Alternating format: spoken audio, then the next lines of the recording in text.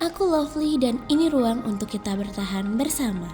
Stand still in the breaking world doesn't mean we have to be the same to be accepted. Halo listeners, ini bukan soal barang atau gaya hidup, tapi tentang bagaimana orang menilai hidup dan tanpa sadar hal itu mempengaruhi cara kita melihat diri kita sendiri. Listeners, pernah gak sih kamu cuma buka satu aplikasi? Niatnya cuma sebentar, tapi waktu kamu tutup aplikasi tersebut, yang kamu bawa bukan cuma informasi, tapi satu perasaan yang gak enak banget. Perasaan itu adalah aku merasa kurang. Let me tell you a little bit about my experience. Aku pernah ada di titik itu. Scrolling social media tanpa tujuan, satu video ke video lain, satu postingan ke postingan lain, melihat orang-orang yang sudah tahu arah hidupnya, ada yang sudah berprestasi, ada yang sudah punya pencapaian, ada yang hidupnya udah terlihat rapih, ada yang terlihat keren dan barang dengan gaya hidup glamornya serta trendingnya itu. Tapi di saat yang sama, tanpa sadar aku berhenti sejenak dan bertanya, apa aku harus terlihat seperti dia supaya sempurna? Dia cantik, aku harus pakai produk skincare seperti dia. Aduh, botolnya lucu, beli supaya lucu juga. Aduh, aku kurang apa ya? Kenapa ya aku gak sekeren dia? Aku harus buat dan memiliki apa supaya sekeren dia?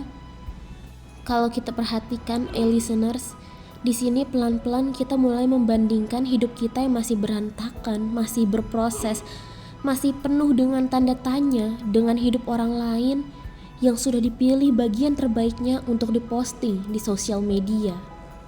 Tapi realitanya mungkin ini bukan tentang kita yang ketinggalan zaman, melainkan tentang kita yang selalu sering melihat hidup orang lain dari potongan terbaiknya dan membandingkan dengan hidup kita yang masih utuh, lengkap, dengan bingung dan jatuhnya.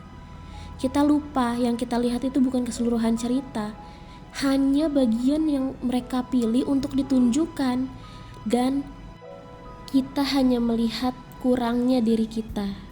Contohnya dari harta, kecantikan, prestasi atau pencapaian dan hal-hal lainnya yang bisa kita bandingkan dari diri kita ke orang lain.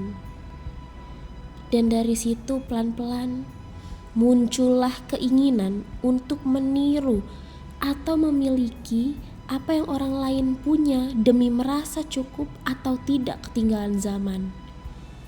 Dan disitulah muncul FOMO, fear of missing out, rasa takut ketinggalan, rasa cemas kalau tidak ikut arus. Seperti kata Naved Abdali, fear of missing out is more powerful than fear of losing. Tanpa sadar kita bukan lagi hidup, tapi sedang mengejar agar tidak tertinggal. Listeners, aku mengerti. Terkadang sebagai Gen Z yang hidup di zaman serba digital ini, sangat sulit untuk hidup sesuai dengan jati diri kita sendiri. Sebab takut untuk tidak diterima karena tidak sama, dianggap kudet atau kurang update istilahnya. Tapi, listeners, kalau kembali kita berpikir secara logika, secara tenang, secara dewasa, apa benar kita harus sama supaya layak diterima? Atau kita hanya terlalu lama hidup dari standar orang lain? Listeners, dunia ini bergerak cepat dan semua orang seperti berlomba-lomba untuk terlihat sudah sampai. Tapi tidak ada yang benar-benar menunjukkan bagian saat mereka bingung, jatuh, atau merasa tidak cukup. Yang mereka tampilkan hanyalah hasil dari sebuah proses yang ia lakukan. Padahal tidak semua perjalanan harus cepat. Tidak semua orang harus sama, tidak semua proses harus sama, tidak semua prestasi harus sama, dan tidak semua proses harus terlihat sempurna untuk memiliki arti. Sebab Mark Twain pernah berkata, "The secret of getting ahead is getting started." Jadi ingat ya, kalau hari ini kamu merasa kurang, Coba pejamkan mata, lalu buka dan lihat lagi. Mungkin kamu bukan kekurangan apa-apa. Mungkin kamu hanya sedang mengukur dirimu dengan ukuran yang bukan milikmu. Kamu tidak tertinggal. Kamu hanya berjalan di jalur yang sangat tidak ramai. Dan itu tidak membuatmu salah.